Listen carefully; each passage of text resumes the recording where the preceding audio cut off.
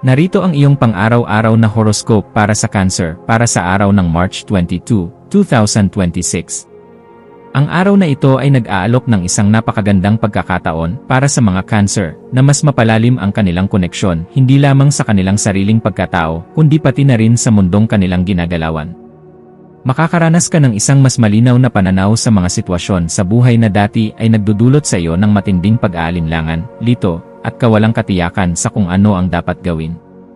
Ang pagtutok mo sa pag-unawa sa iyong sariling mga damdamin at sa mga nararamdaman ng mga tao sa iyong paligid ay magbubunga ng isang mas maayos na paraan ng pakikipag-usap at mas positibong pakikitungo sa lahat ng aspeto ng iyong pang-araw-araw na pamumuhay. Napakahalaga ngayong araw na sadyang maglaan ka ng sapat na oras para sa tahimik na pagmumuni-muni at pagbibigay halaga sa iyong mga simpleng tagumpay pati na rin sa mga positibong karanasan upang mapanatili ang iyong emosyonal na balanse at ang tunay na kasiyahan sa iyong puso. Sa pamamagitan ng pagkilala sa iyong sariling halaga, mas magiging matatag ang iyong kalooban sa pagharap sa anumang hamon. Sa aspeto ng iyong trabaho, ang mga Cancer ay makakahanap ng matinding inspirasyon sa pamamagitan ng paggamit ng malikhaing pag-isip at ang pagkakaroon ng mga sariwang ideya na makakatulong sa paglago ng iyong karera. Ang pagsubok sa mga bagay na hindi mo pa nagagawa dati at ang pananatiling bukas sa iba't ibang pananaw ng iyong mga kasamahan ay magbubukas ng mga bagong pinto at oportunidad na malaki ang maitutulong sa pagpapabuti ng iyong kalidad ng trabaho at sa pagpapatibay ng relasyon mo sa iyong mga katrabaho. Ang tapat na pagbabantay sa bawat detalye ng iyong mga proyekto at ang pagkakaroon ng isang maayos na organisasyon sa iyong mga nakatalagang gawain ay makakapagbigay sa iyo ng malalim na kapanatagan at isang mas malinaw na direksyon para sa susunod na hakbang na tatahakin mo sa iyong propesyonal na buhay. Kapag maayos ang iyong mga plano, mas madali mong maaabot ang iyong mga mithiin ng walang masyadong pressure. Pagdating naman sa usapin ng iyong kalusugan, ikaw ay masuyong hinihikayat na maglaan ng sapat na panahon para sa pagpapalakas ng iyong pisikal na katawan at ng iyong mental na kalagayan. Ang pagsasagawa ng regular na ehersisyo, ang pagkain ng mga masusustansyang pagkain na puno ng bitamina, at ang pagsisiguro na ikaw ay nakakakuha ng sapat at mahimbing na tulog ay magdudulot sa iyo ng mas mataas na antas ng enerhiya at mas matalas na kalinawan sa iyong pag-isip. Ang pag-practice ng pagiging mulat sa bawat sandali at ang paggamit ng mga simpleng paraan ng pagpapahinga ay makakatulong ng malaki upang mabawasan ang iyong nararamdamang stress at mapanatili ang iyong emosyonal na katatagan sa gitna ng mga abalang gawain. Ang pag-aalaga sa iyong sarili ay isang investment na magbibigay sa iyo ng lakas upang mapagtagumpayan ang bawat araw ng may ngiti sa iyong mga labi. Sa usapin ng iyong pera, ang mga Cancer ay mayroong mahalagang pagkakataon upang maayos at mapatatag ang kanilang kasalukuyang pinansyal na sitwasyon sa pamamagitan ng isang maingat na pagpaplano at masusing pagsusuri sa bawat ginagawang gastusin.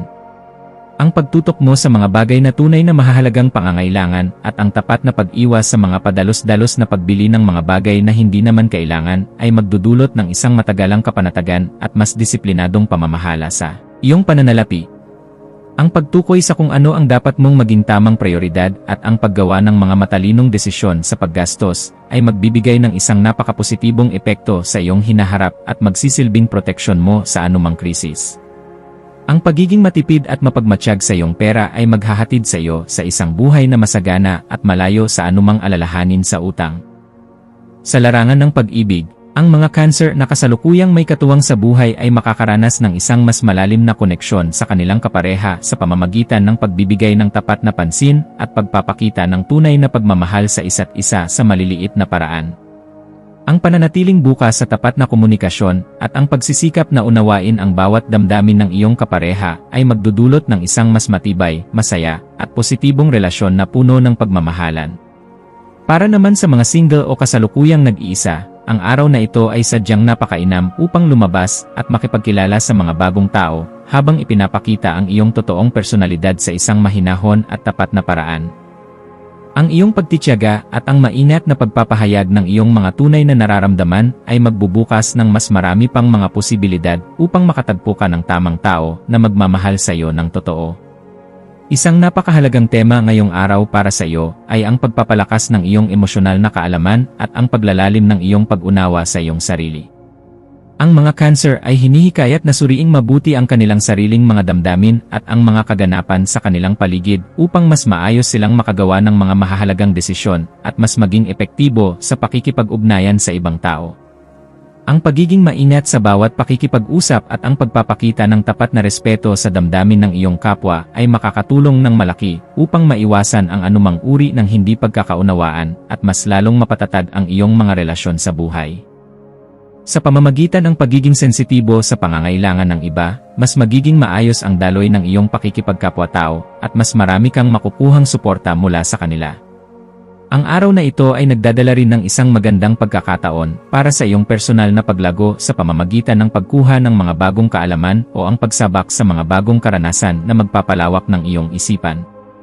Ang pananatiling bukas sa pagkatuto ng mga bagong kasanayan at ang tapat na pagtuklas sa mga bagay na bago sa iyong paningin ay makakatulong upang lalo pang mapalawak ang iyong pananaw sa buhay at mas maayos mong maharap ang anumang hamon na dumarating. Ang paggamit mo ng malikhaing pamamaraan sa pagtugon sa mga iba't ibang sitwasyon ay magdudulot ng bagong inspirasyon at mas positibong resulta sa iyong personal na buhay pati na rin sa iyong profesional na karera.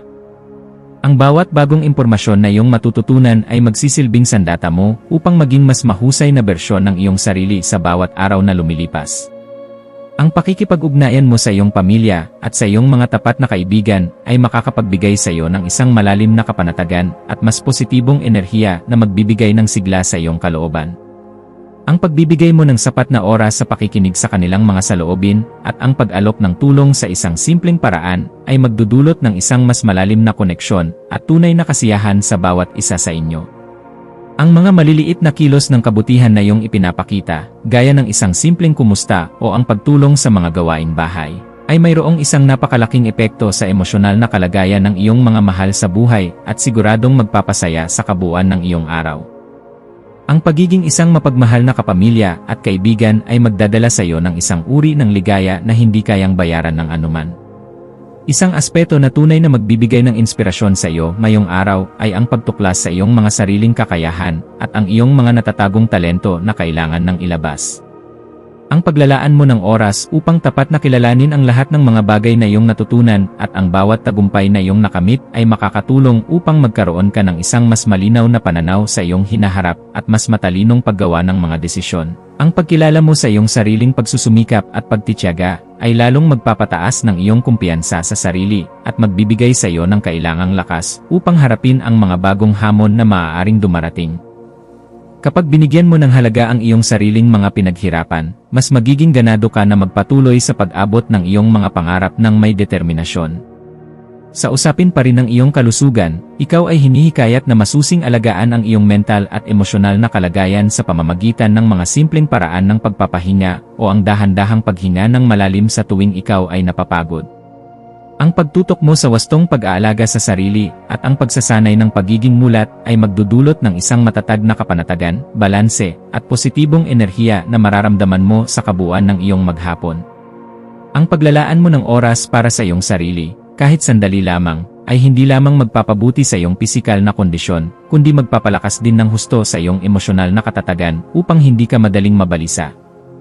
Tandaan na ang isang payapang isipan ay nagbubunga ng isang masayang buhay. Kaya naman huwag mong kalimutang bigyan ng oras ang iyong sarili na makapag-relax at mag-recharge ng iyong lakas. Ang pag-aayos mo sa iyong kapaligiran, ito man ay sa loob ng iyong sariling tahanan o sa iyong lugar na pinagtatrabahuhan, ay magdudulot ng isang napakapositibong epekto sa iyong isip at sa iyong mga damdamin. Ang pananatiling maayos at organisado sa iyong paligid ay magpapadali sa daloy ng lahat ng iyong mga gawain at magbibigay sa iyo ng sapat na inspirasyon upang mas maayos at mas produktibong makapagtrabaho sa bawat oras.